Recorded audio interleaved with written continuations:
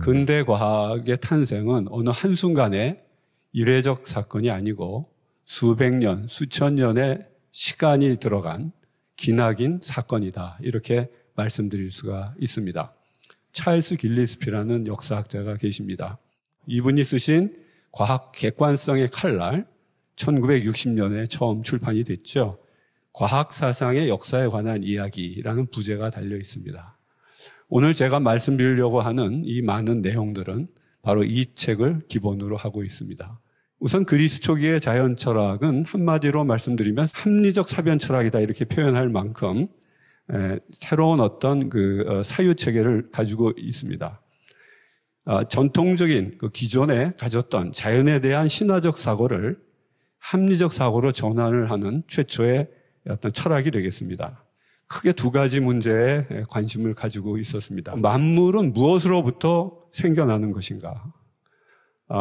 그 당시에 이제 탈레스라는 사람은 이건 물이다. 또 아낙시메네스는 공기다. 엠페도클라스라는 사람이 사원소설을 주장을 했었고요. 이후에 데모크리투스는 오늘날 우리에게도 익숙한 원자 개념을 제시를 하죠. 두 번째 큰 화두는 변화와 생성의 문제인데 여기서는 결국 사물이 끊임없이 변화하는데 그 상태가 어떻게 변화하는가, 또 사물이 이제 근본 본질로부터 다양한 방식으로 결합을 통해 생성이 되는데 그 생성 과정은 어떠한가, 이것이 이제 중요한 화두였습니다. 이제 초기 자연 철학의 이런 흐름에서 또 우리가 주목해야 될 사상이 바로 고대 원자론 사상입니다. 우선 이 우주에는 원자들과 텅 빈 공간만이 존재한다. 그래서 이 텅 빈 공간에 원자들이 흩어져서 존재하고 있다. 이렇게 이 세계를 그렇게 그렸습니다. 두 번째는 이 원자라는 존재는 생성되거나 소멸되는 것이 아니다. 또 변화하지도 않는다. 균일하고 단단해서 또 더 이상 쪼개지지 않는 분할이 불가능한 존재다. 세 번째는 이 원자들은 끊임없이 운동을 합니다. 그리고 이들이 서로 충돌하면서 떨어졌다가 붙었다 이런 어떤 결합과 분리를 반복해 가면서 다양한 사물들, 복합물들을 만들어냅니다. 네 번째는 우리가 사물들을 보면 다양한 특징들이 있는데 그 원자들이 어떤 모양을 가지고 있고 어떤 배열 상태에 있었으며 또 그들 간의 상호 관계 등이 어떠했는지 이런 부분이 결국 그 사물의 어떤 특징, 차이를 결정한다. 이런 고대 원자론의 어떤 사상은 근대 과학뿐만 아니라 현대 과학에도 중요하게 세계관적 함의를 제공하고 있고요. 중요한 또 방법론도 우리에게 주고 있습니다. 플라톤의 자연 철학은 티마이오스라는 책에 잘 나타나 있습니다. 티마이오스는 이원론적 세계관을 펼치고 있는데요. 거기에 이제 초월적인 이데아 세계가 있고요. 우리가 인간이나 사물들이 존재하는 이런 현실적인 경험 세계가 따로 있습니다. 구분을 했습니다. 우주의 모든 사물들은 물, 불, 공기, 흙, 이 네 원소를 이데아 세계에 있는 기하학적 형상, 특히 정다면체 각각의 대응을 시킵니다. 그래서 우주의 생성과 변화를 기하학적인 형상, 어떤 도형들의 결합과 분리의 차원에서 새롭게 해석을 합니다. 자연에 대한 수학적인 이해를 시작하고 도모했다는 면에서 의미가 있다고 하겠습니다. 또 플라톤의 이런 주장 속에는 우리가 경험 이면에 추상적인 법칙이 존재할 수 있다. 이런 것들을 이제 함축하고 있음도 볼 수가 있습니다. 아리스토텔레스의 자연 철학은 기본 자연학의 목적 속에 잘 기술이 되어 있습니다. 첫 번째는 우선 이를 위해서 자연에 대한 섬세한 관찰이 필요하다. 두 번째 내용은요.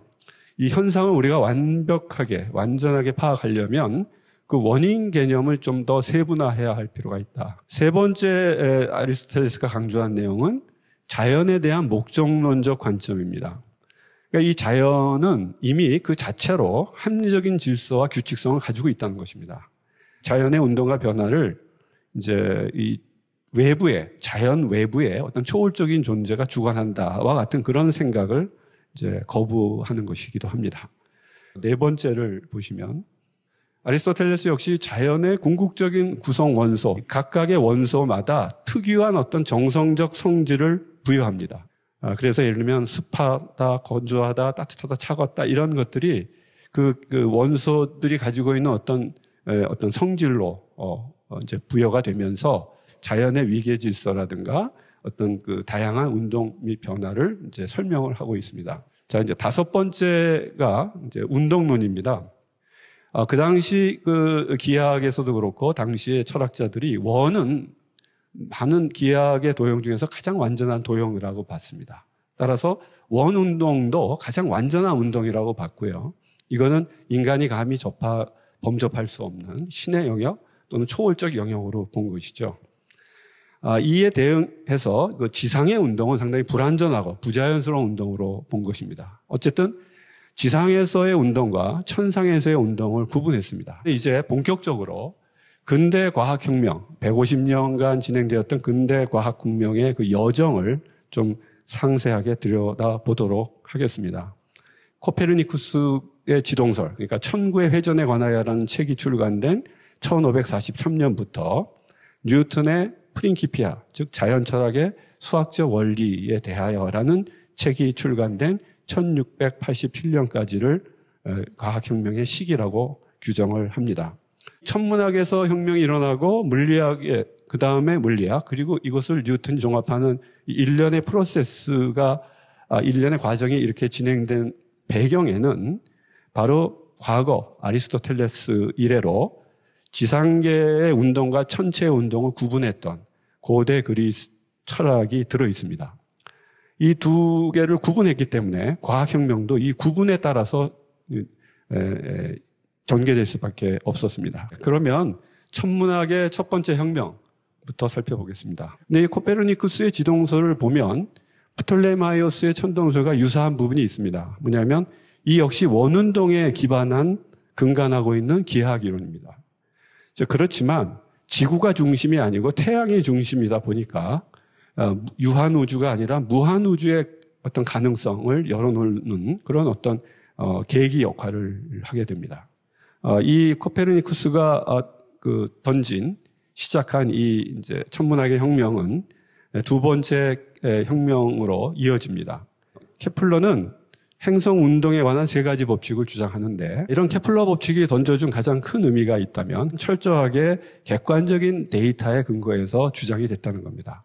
티코 브라헤가 20년간 행성을 추적해서 모았던 관측 자료를 통해서 이 행성의 어떤 그 궤적들을 지구의 운동의 궤적들을 귀납적인 방식으로 바타마 방식으로 찾아낸 것이죠. 이 두 혁명의 의미는 사실 이 천문학의 혁명만으로는 어떤 그 천문학의 혁명이 완성될 수 없음을 보여주는 것인데요. 이어질 물리학에서의 혁명, 특히 역학에서의 어떤 혁명이 있어야 완성이 되는 그런 미완의 혁명으로 우리가 해석해 볼 수 있습니다. 근대 물리학의 혁명으로 넘어가 보겠습니다. 첫 번째 혁명이 갈릴레오의 낙체의 법칙입니다. 갈릴레오는 물리학 속에 이 플라톤주의를 구현하려 시도했습니다. 자연의 책은 수학으로 기록되어 있다 또는 수학의 언어로 쓰여 있다. 이런 얘기를 갈릴레오가 했고요. 이 갈릴레오가 이 낙체 법칙을 통해서 보여주고 있는 부분은 그 두 가지 전략을 잘 드러내고 있음을 보여주고 있는데 하나는 그 수학의 전략이고 또 하나는 실험의 전략입니다. 이 두 전략은 근대 과학의 두 가지 방법론적 전통, 소위 수학적 전통과 실험적 전통을 구축하는데 중요한 밑거름 역할을 합니다. 하지만 갈릴레오에게 어떤 한계가 있었습니다. 이 물체가 어떻게 떨어지는가는 열심히 설명을 했는데 왜 그렇게 떨어지는가? Y 퀘스천에 대해서는 설명을 하지 못했죠. 그 데카르트의 철학과 베이컨의 철학을 그래서 중심으로 살펴보겠습니다. 공교롭게도 17세기에 이 두 저작이 이제 출간이 됩니다. 베이컨의 신기관이라는 책이 1620년에 출간이 되고요. 데카르트의 방법소설이 1637년에 출간이 됩니다. 이 두 책이 가지고 있는 공통적 특징은 뭐냐면 전통 철학의 공허함을 역설하고 비판을 하는 것입니다. 베이컨이 선택한 방법론은 경험론이었죠. 그리고 베이컨은 과학을 유용성을 목표로 하는 지식으로 봤습니다. 이것을 얻기 위해서 귀납, 실험을 하고 귀납적인 사고를 통해서 이런 지식 체계를 구축하자 이렇게 강조하고요. 반면에 이제 데카르트는 우리가 오늘날 합리론으로 일컬어 얘기하는데 이 명석함을 목표로 삼습니다. 경험은 이제 오류가 많기 때문에 이성과 연역적 사고를 강조한 것입니다. 데카르트가 이제 관성의 원리라는 걸 이야기를 합니다. 어떤 운동이든 곡선이 아니라 직선을 계속 운동하려 한다. 데카르트의 이 주장은 상당히 중요한 어떤 의미를 갖습니다. 그래서 한 방향으로 나아가면 영원히 출발점으로 돌아올 수가 없는 것이 지금 유클리드 공간입니다. 또 이 직선 운동을 통해서 무한 우주 관념을 이끌어냅니다. 데카르트는 이제 원운동이 함축하고 있는 어떤 유한 우주에서 직선 운동이 함축하는 무한 우주로 이제 어떤 변화를 줍니다. 이 관성의 원리는 이후에 뉴턴의 관성의 법칙을 만드는 데 중요한 역할을 합니다. 자, 이거 외에도 데카르트가 또 했던 중요한 작업이 있습니다. 그것이 이제 해석 기하학인데요.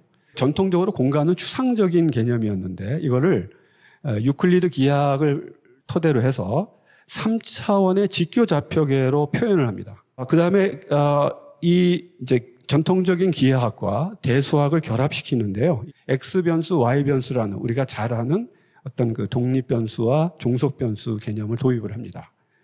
우리가 알고 있는 기하학의 도형들을 방정식으로 재서술을 해준 겁니다.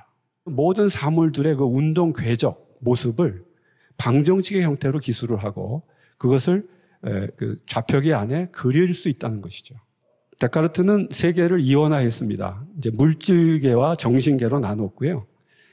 이 물질계에 대해서는 철저하게 기계론적 관점을 적용을 했습니다. 자연은 오직 그 정해진 질서와 규칙에 의해서 법칙에 의해서만 움직이는 거대한 기계와 같다. 이렇게 주장을 한 것이죠.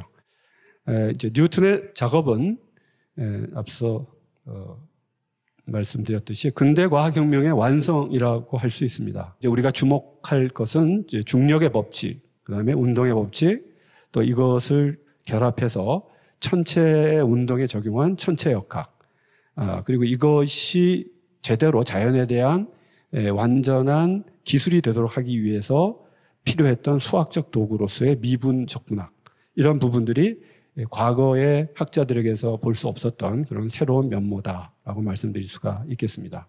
사과는 떨어지는데 왜 달은 떨어지지 않을까? 다 천상에 있는데. 이 생각은 한 20년 뒤에 이제 중력의 법칙이라는 형태로 이제 정식화가 되는데요. 원운동과 관련해서 이 원운동이 이렇게 강제운동으로서 지속이 되려면 뭔가 원운동을 이렇게 굽게 계속 만들어준 직선운동을 원운동으로 이끌어주는 어떤 지속적인 힘이 필요할 것이다. 인력이 필요할 것이다라는 이제 생각을 하게 됩니다. 사과가 나무에서 떨어지는 것과 달이 지구 주위를 도는 것은 과거에는 천상계 운동과 지상계 운동으로 완전히 분리됐던 것인데 이 두 운동은 본질적으로 다른 것이 아니라 중력의 법칙을 도입을 해서 하나의 천체 역학으로 통합을 시킵니다. 뉴턴이 그 프린키피아를 쓰면서 3권에 보시면 어떤 원리와 어떤 방법론에 근거해서 이런 사유를 했는지를 이제 적고 있습니다. 우선 그 현상의 발생을 증명하기 위해서는, 입증하기 위해서는 그 힘에 관한 법칙을 우리가 수학적으로 정식화할 필요가 있다. 이것을 먼저 제시를 합니다. 이걸 통해서 현상이 왜 일어나는가에 대한 질문에 답을 하자 하는 것이요. 자연에서 어떤 현상이 일어날 때 이 원인을 힘과 연동을 시키는 겁니다. 두 번째 원리는요. 운동이 이제 진행하는 과정과 어떤 방식이 있습니다. 사물의 어떤 운동이 따르는 어떤 그 법칙이 있다는 겁니다. 일반적으로. 그 법칙을 우리가 만들어내자는 겁니다. 그러면 이 운동 법칙을 통해서 우리는 자연에서의 운동이 어떻게 진행되는가, 하우 퀘스천에 대해서 답을 얻을 수가 있다. 세 번째는요, 질량, 운동량, 힘, 이런 개념들, 용어들, 이제 다른 표현으로 하면 이제 과학의 언어들이죠. 이 과학의 언어를 수학적으로 정의하는 것의 중요성을 언급합니다. 이것은 자연의 수학적 이해의 핵심 전략이라 이렇게 보는 것이죠. 마지막으로 네 번째, 운동의 본성을 우리가 이해하고 논할 때 시간, 공간, 이런 것, 그리고 이제 운동의 어떤 특성이겠죠. 이것들은 절대적인 것과 상대적인 것으로 구분해서 볼 수가 있다는 겁니다. 그래서 뉴턴이 절대 시간과 상대 시간, 절대 공간, 상대 공간을 구분합니다. 이것은 결국 자연에 대한 절대적 진리와 상대적 진리를 우리가 구분해서 탐구하는 좋은 방식이다. 이렇게 이야기를 합니다. 자, 이렇게 요 원리들은요, 결국 뉴턴 종합, 뉴턴 과학, 즉 근대 과학을 탄생시키는데 대성공을 하게 됩니다. 그뿐만 아니라 19세기 말까지 무려 300년간 뉴턴의 고전역학뿐만이 아니라 전자기학, 연력학, 다른 물리학 분야에 확장 적용됐고요. 또 화학이나 생물학 타 분야에서도 적용될 수 있는 그런 하나의 어떤 원리로 이제 제시가 됐습니다. 그러면 뉴턴 종합은 도대체 뭘 종합을 했다는 것인지 마지막으로 제가 말씀드리도록 하겠습니다. 근대 과학의 두 축이라고 할 수 있는 그 이론적, 수학적 전통과 실험적 전통의 통합의 의미가 있습니다. 두 번째는 앞서 또 계속 언급했습니다. 지상의 운동을 다루는 어떤 그 이론과 천체의 운동을 다루는 이론을 하나의 천체역학으로 통합을 했습니다. 또 세 번째는 연속적인 공간 개념과 이 불연속적인 물질 원자 개념의 통합, 이것을 뉴턴이 종합했다.